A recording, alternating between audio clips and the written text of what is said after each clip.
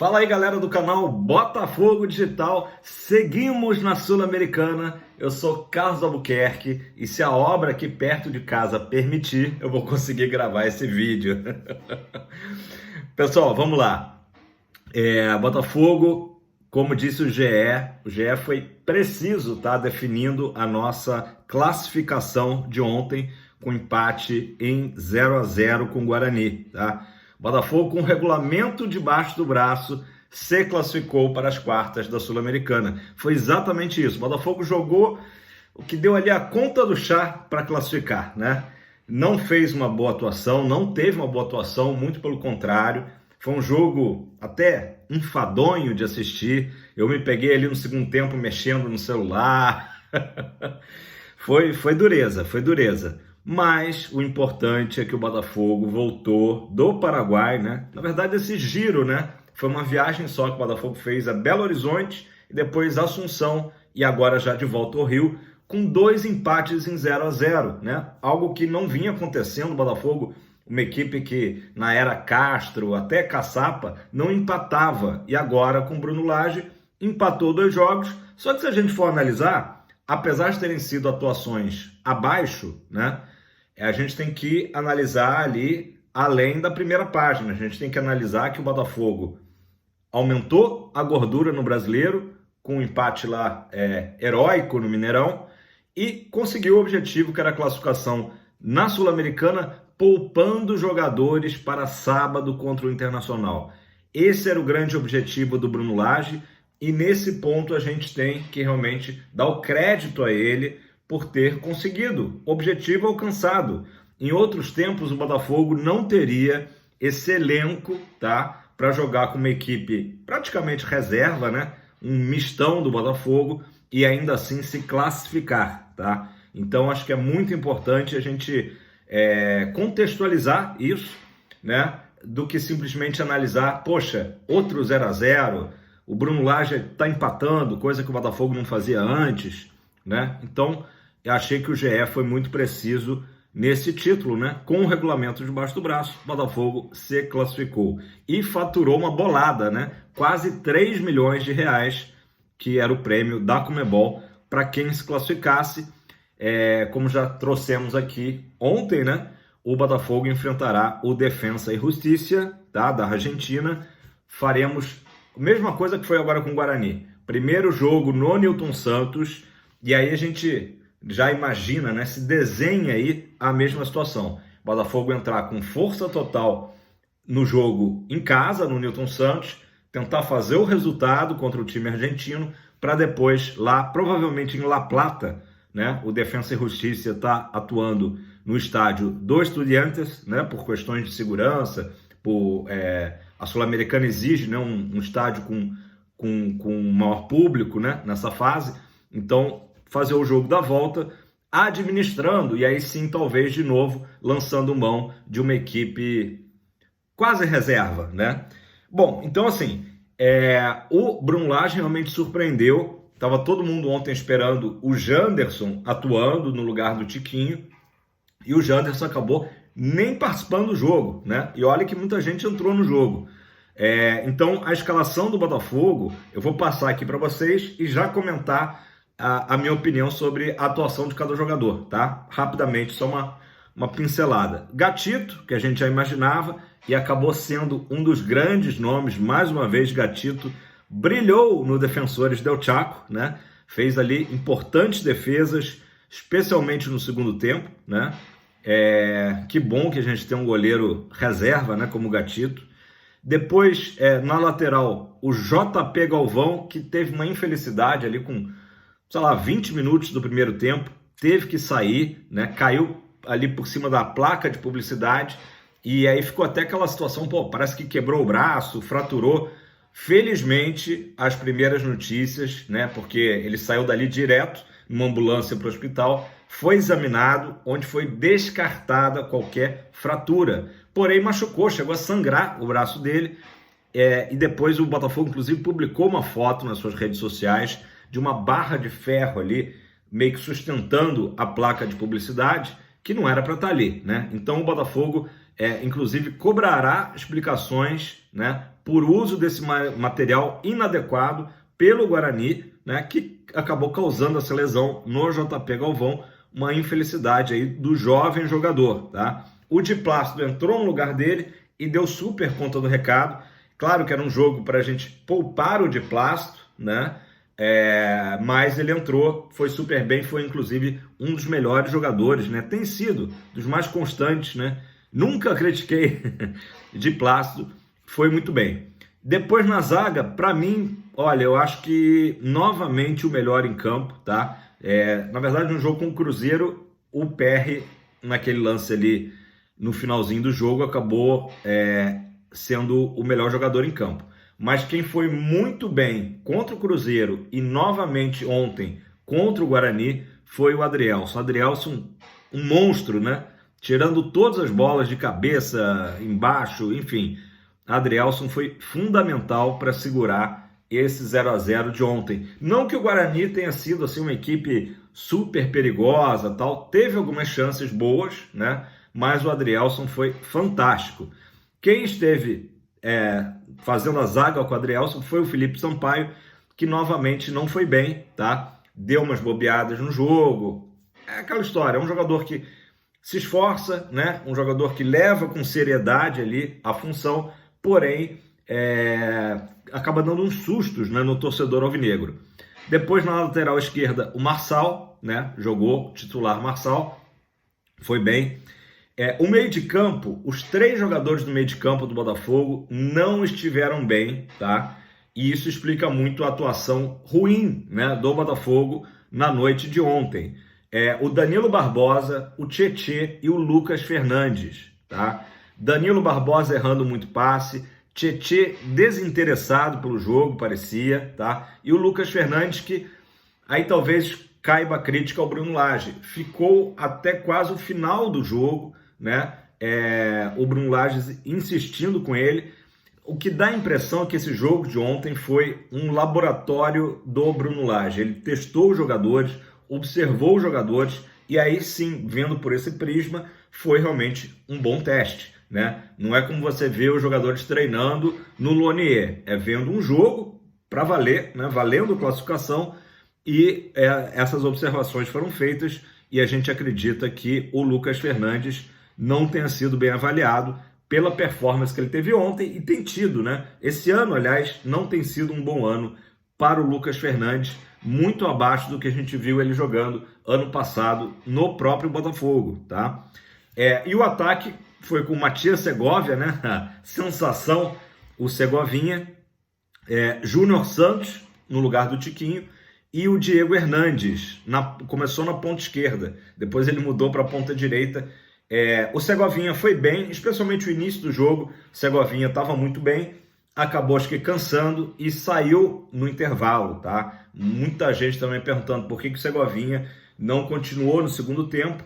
A gente imagina que ele ainda não esteja, né, com o preparo para aguentar os 90 minutos, tá? É uma suspeita, né? Porque realmente a gente não tem visto ele, acho que ainda não atuou nenhum jogo inteiro pelo Botafogo, ele acabou sendo sacado no intervalo, mas não fazia um mau jogo, tava até bem, né? Júnior Santos não estava numa noite inspirada, e o Diego Hernandes, eu gostei do que vi do Diego Hernandes, achei que ele foi bem no jogo, né? Muita gente perguntava por que o Diego Hernandes não estava atuando, eu acho que ele fez uma atuação que fará que o Bruno Lage olhe com mais carinho, né, para ele, né? Jovem jogador uruguaio Diego Hernandes. O pessoal que entrou no segundo tempo foi melhor, tá?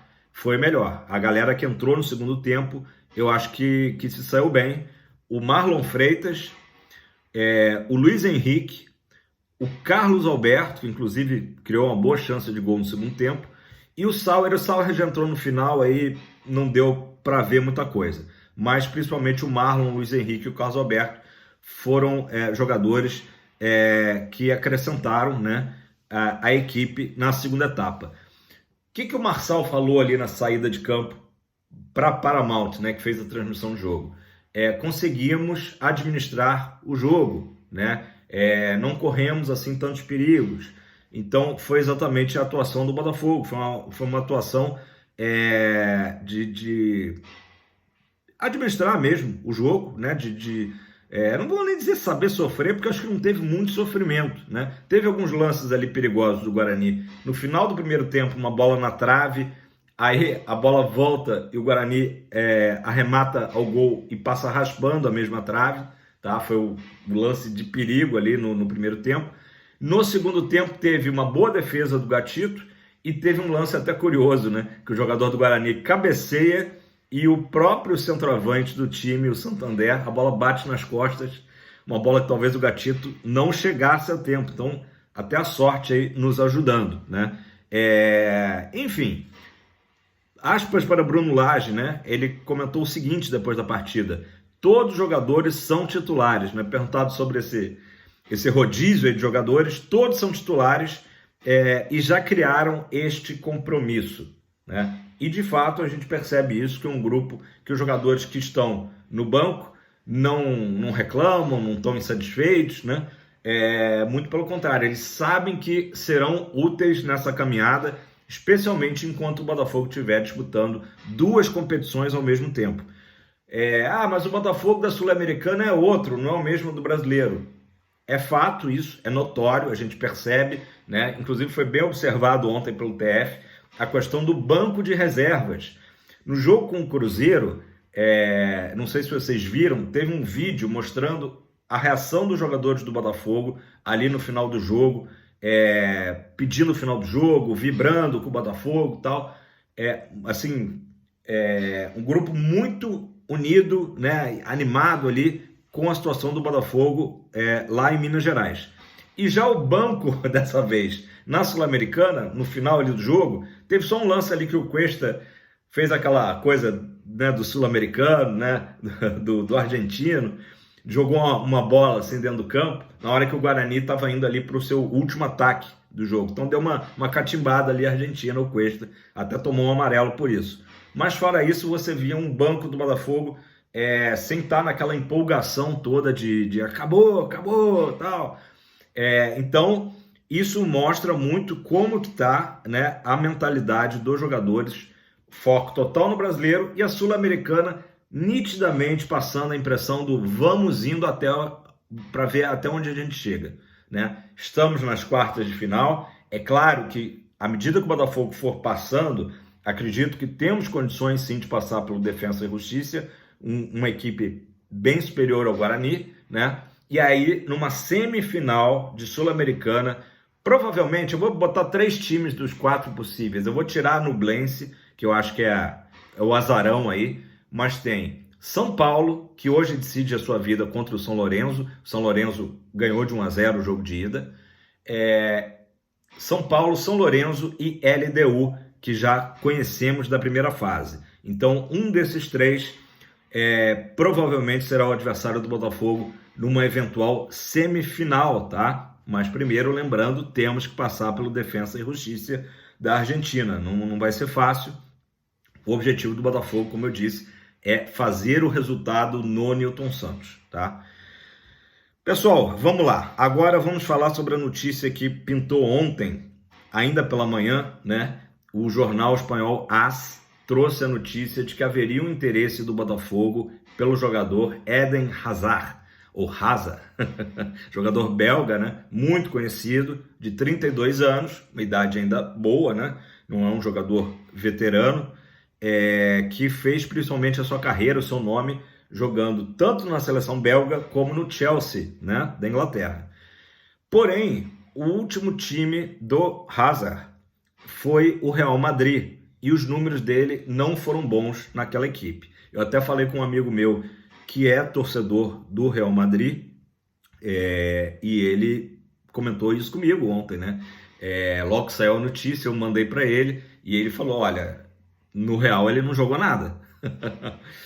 Enfim, mas obviamente que é um nome de um jogador, né? Uma estrela do futebol internacional, a torcida chegou a se empolgar, né? Com essa notícia do AS, mas o Mazuco fez uma declaração para o Jorge Nicola, né, da Paramount, e ele trouxe isso no segundo tempo da transmissão, de que o Mazuco descartou Eden Hazard no Botafogo, tá? Disse que está descartado por completo, beleza? O que pode explicar também isso, tá? É o seguinte, o jornal Globo trouxe a notícia de que houve um interesse inicial do Botafogo. O jogador foi oferecido ao Botafogo, houve um interesse inicial, né? Até foi noticiado, né, no dia de ontem, né, que o irmão dele joga no Molenbeek, então já tinha uma ligação com o Textor, enfim. Casos de família. Houve esse interesse do Botafogo, que logo se desinteressou ao saber do salário, né? O salário do jogador foi considerado pelo Globo, né, um salário astronômico, tá? Muito fora da realidade do futebol brasileiro. E aí a gente já imagina um salário aí na casa dos 3 milhões de reais, sei lá, né?